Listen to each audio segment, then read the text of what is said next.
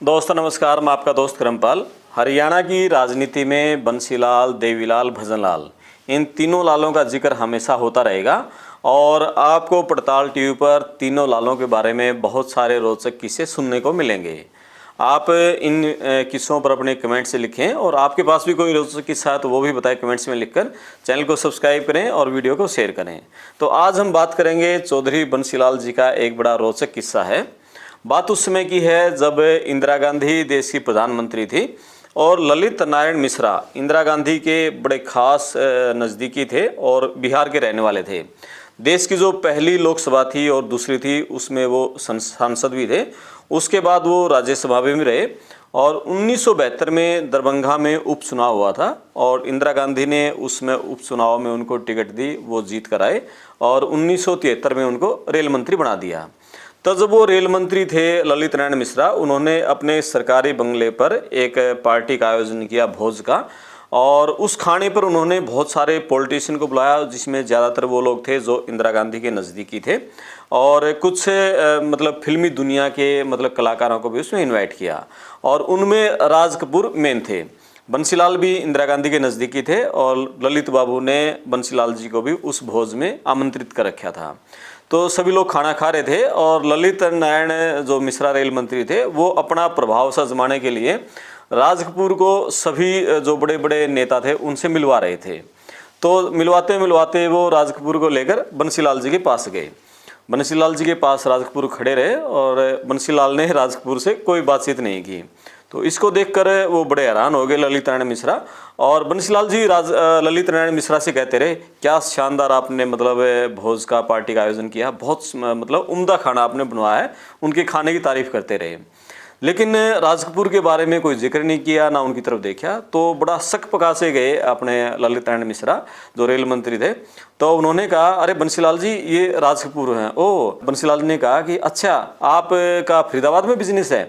तो राज कपूर बोले, नहीं नहीं मेरा कोई बिजनेस नहीं है।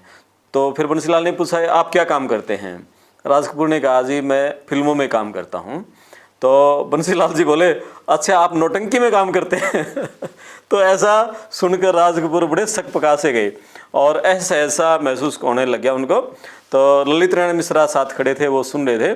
तो उन्होंने देखा कि मामला थोड़ा बिगड़ सी गया है, राज कपूर भी थोड़ा ठीक महसूस नहीं करे, एकदम जोर से ठाका मारकर हंसे, अरे बंसी जी आप भी राज कपूर के साथ मजाक कर रहे हैं, आप पहचान नहीं पाए इनको, ये अपने जो फिल्मी दुनिया के इतने बड़े एक्टर हैं, डायरेक्टर हैं। तो ये किस्सा बताया था जो बंसीलाल के सेक्रेटरी होते थे एस.के. मिश्रा जी। एस.के. मिश्रा जी कानपुर के रहने वाले थे और बंसीलाल के मतलब खास जो अधिकारी उनमें एक थे, उनके सेक्रेटरी रहे वो। तो उन्होंने एक इंटरव्यू में एस.के. मिश्रा जी ने किस्सा बताया कि बंसीलाल जी थे वो मतलब कोई फिल्म नहीं देखते थे। उन्होंने पूरी ज़िंदगी में सिर्फ एक फिल्म देखी थी, डॉक्टर कोटनीस की अमर कहानी। उसके अलावा उन्होंने कोई फिल्म नहीं देखी, ना वो सॉन्ग सुनते थे, ना वो रागनी सुनते थे।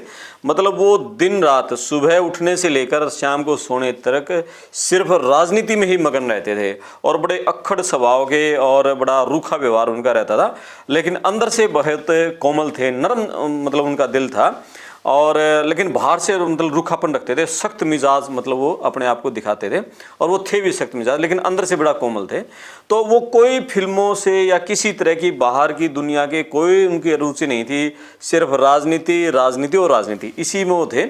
और मिश्रा जी ने बताया कि बंसीलाल जी एक्चुअल में ही राज कपूर को नहीं जानते थे और इसी कारण उन्होंने पहचान नहीं पाए वो राज कपूर को, और ऐसा नहीं था कि उन्होंने राज कपूर के साथ जानबूझकर ऐसा किया था।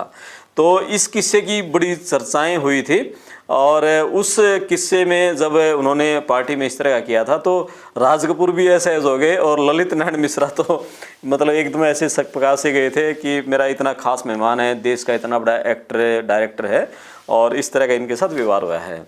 तो ये किस्सा था चौधरी बंसीलाल का। इस तरह के बहुत सारे किस्से सभी नेताओं के बारे में आपको पड़ताल टीवी पर सुनने को मिलते रहेंगे। आप अपने कमेंट्स जरूर लिखें, चैनल को सब्सक्राइब करें। मैं आपका दोस्त करमपाल, धन्यवाद।